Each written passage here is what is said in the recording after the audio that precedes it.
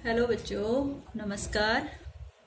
आज हम ज्ञान एवं पाठ्यक्रम में हमारा टॉपिक चल रहा था विश्वास की अवधारणा, जिसमें हमने एक दो क्लासें ले ली हैं और अब जो हमारा टॉपिक चल रहा था विश्वास की विशेषताएं, उसके ऊपर आगे बात करेंगे।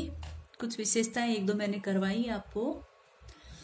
तो विश्वास जो था, विश्वास मैंने बताया था आपको कि विश्वास जो है पिस्टिस के अनुसार विश्वास एवं आत्मविश्वास माना जाता है। डोक्सा के अनुसार राय, विचार, समझ एवं स्वीकृति या ग्रहण, इन शब्दों को माना गया है। ठीक है।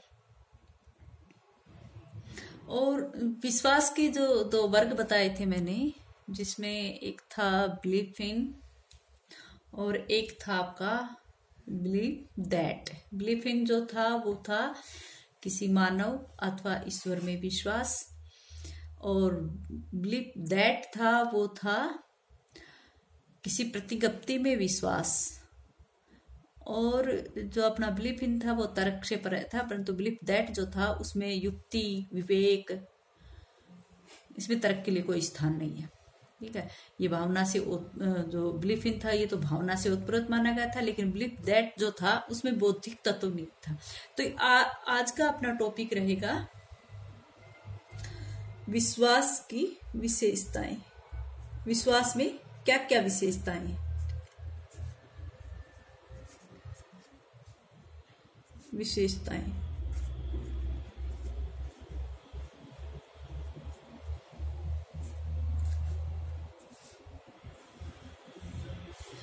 सबसे पहले विशेषता मैं बताऊंगी आपको कि जो विश्वास होता है, कार्यों, साधनों एवं ईश्वर में विश्वास। कार्यों, साधनों एवं ईश्वर में विश्वास, इसकी विशेषता है ये विश्वास, ईश्वर में विश्वास। अगर हमें कार्यों, साधनों एवं ईश्वर में विश्वास है तो ये माना जाता है कि जो विपरीत परिस्थितियां हैं उसमें भी मनुष्य सामान्य से जीवन जी लेता है। उदाहरण के तौर पे यहाँ पर कहा गया है कि दहकता हुआ सूरज भी आपको ठंडा महसूस होता है। कब? जब आपको किसी कार्य में, किसी साधनों में, किसी कार्यों में, साधनों में और ईश्वर में अगर विश्वास है तो आप विपरीत परिस्थितियों में भी सहज जीवन जी सकते हो। या कहने का अर्थ है कि दहकता हुआ सूरज भी आपको ठंड महसूस करवा सकता है, ठंडा लगेगा। कहने का तो वो अनुभव करने की बात कही गई है। यहाँ पर कहा गया है कि व्यक्ति विश्वास के आधार पर किसी भी कार्य को अगर करता है, या फिर विश्वास के आधार पर किसी भी कार्य को करने का संकल्प अगर वो लेता है तो वो सांस के साथ आगे बढ़ता है और विपरीत परिस्थितियों पर भी वो विजय प्राप्त कर लेता है। इसलिए कहा गया है कि कार्यों, साधनों एवं ईश्वर में विश्वास करनी ये विश्वास की एक विशेषता है। तो वो कार्य और भी आसान हो जाता है और विपरीत परिस्थितियों में भी हम विजय प्राप्त कर लेते हैं। ठीक है। नेक्स्ट है विश्वास जो है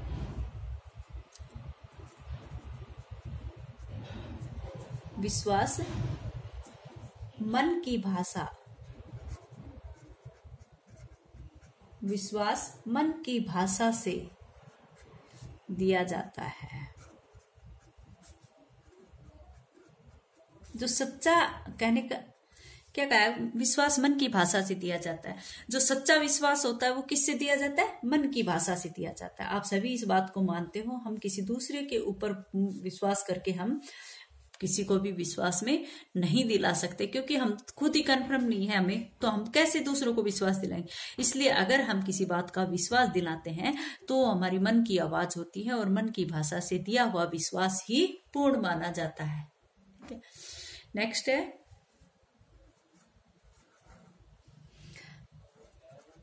कमजोर विश्वास व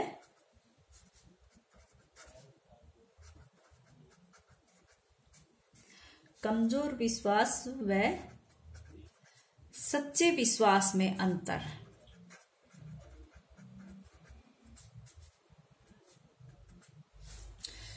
कमजोर विश्वास व सच्चे विश्वास में अंतर है बेटा। ये तो कमजोर विश्वास और सच्चे विश्वास में अंतर कैसे कर पाओगे? जो कमजोर विश्वास होता है उसमें हम किसी भी बात पर दृढ़ता से खड़े नहीं रह सकते, लेकिन सच्चे विश्वास में हम दृढ़ता से खड़े हो सकते हैं और अड़ सकते हैं, कह सकते हैं कि नहीं, ये बात इस तरह से, ये कार्य इस तरह से ही होगा। तो इसलिए कहा गया है कि कमजोर विश्वास है उसको किसी दूसरे चीज का सहारा ले सकते हैं। जैसे कहते कि ये कहा जाए कि अच्छे समय का इंतजार करता है कमजोर विश्वास, लेकिन सच्चा विश्वास किसी का इंतजार नहीं करता, किसी के ऊपर वो नहीं अड़ सकता, वो सिर्फ अपनी बात को मना के रहता है। यानी कि कमजोर विश्वास और सच्चे विश्वास में ये अंतर है कि यहाँ पर कमजोर विश्वास जो है वो कमजोर रहता है, वो किसी सही उचित अवसर का इंतजार करता है, और सच्चा विश्वास कभी किसी का इंतजार नहीं करता है, किसी दूसरे के ऊपर निर्भर नहीं रहता है। ठीक है, नेक्स्ट है जीवंत विश्वास में जीवंत विश्वास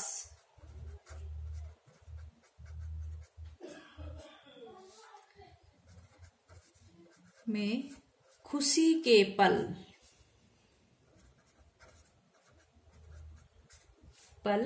निहित हैं।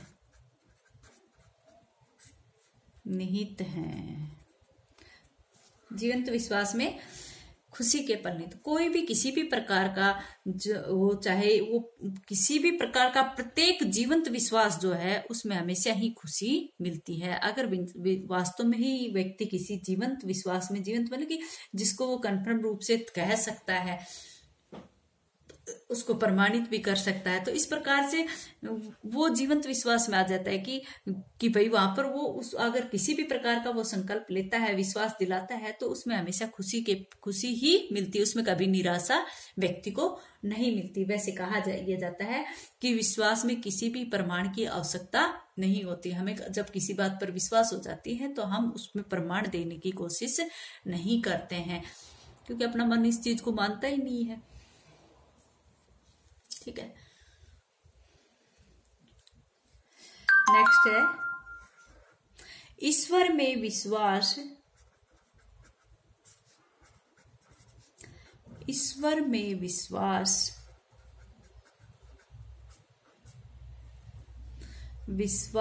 ईश्वर में ये में विश्वास के बिना प्रार्थना संभव नहीं है। संभव नहीं होती है या नहीं है। ईश्वर में विश्वास के बिना प्रार्थना संभव नहीं होती है। अब जब हम ईश्वर में विश्वास करते हैं तभी हम ईश्वर की प्रार्थना कर सकते हैं। अगर हमारा ईश्वर में विश्वास नहीं है तो हम ईश्वर की स्तुति या ईश्वर की प्रार्थना अर्चना नहीं कर सकते। इसलिए ईश्वर में विश्वास के लिए ये जरूरी है, जिसका भी ईश्वर में विश्वास है वो प्रार्थना अर्चना करता है, अन्यथा वो नास्तिक। जब हम भगवान में विश्वास नहीं तो हम नास्तिक हैं, हम फिर भगवान को क्यों माने। इसलिए ईश्वर में विश्वास करने वाला ही प्रार्थना या अर्चना कर सकता है, या फिर हम कहें कि जो प्रार्थना और अर्चना कर रहा है उसका ईश्वर में विश्वास है, वो आस्तिक व्यक्ति है। ठीक है, नेक्स्ट है विश्वास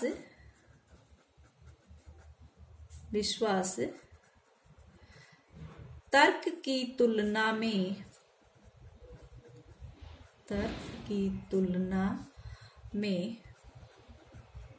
अधिक तेज है या अधिक प्रभावी है। हम कहते अधिक विश्वास तर्क की तुलना में अधिक तेज है, या फिर कहें कि अधिक प्रभावी है।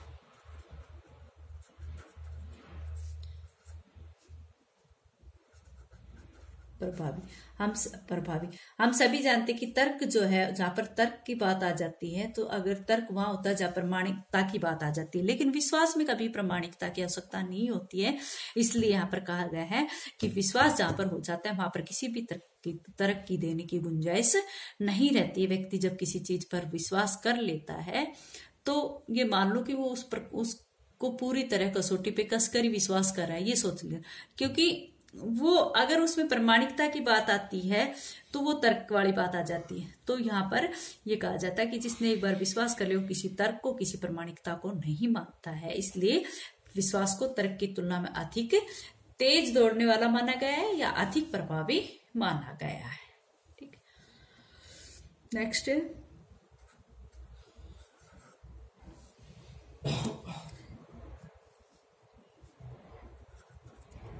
ईश्वर के ऊपर बहुत सारी बातें कहेंगे। ईश्वर में वास्तव में विश्वास,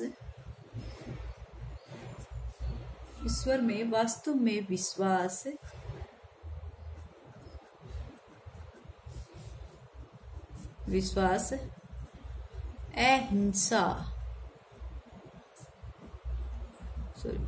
अहिंसा तभी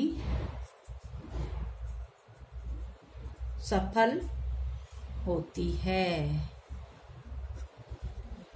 कहते कि अहिंसा तभी सफल होती है जब हम ईश्वर में वास्तव में विश्वास कर सकते हैं। अगर समाज में व्यक्ति सभी अहिंसा में सफल हो रहे हैं तो इसका मतलब क्या है कि वो वास्तव में ईश्वर में विश्वास कर रहे हैं। ठीक है, नेक्स्ट है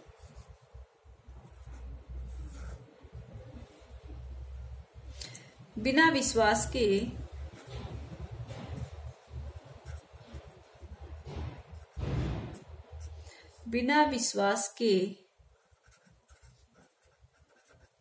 कार्य का असफल माना जाता है। बिना विश्वास के कार्य को असफल कार्य कहा जाता है। क्या जो बिना विश्वास के कार्य करना है उस प्रयास के समान है जैसे किसी असफल कार्य को करना कहा गया है। या फिर इस तरह से माना गया है कि जैसे किसी तत्वहीन पात्र को हम अधिक महत्व दे रहे हैं कि वो किसी पानी के बड़े बर्तन में डाल दे रहे, सोचे कि तल तक पहुंच जाए, तो वो तल तक नहीं पहुंच सकता है। इसलिए यहाँ पर तत्वहीन बात कहा गया है। बिना विश्वास के कार्य को असफल कार्य कहा जाता है। ठीक है, वो कार्य सफल होने की संभावना यहाँ पर नहीं होती है। नेक्स्ट है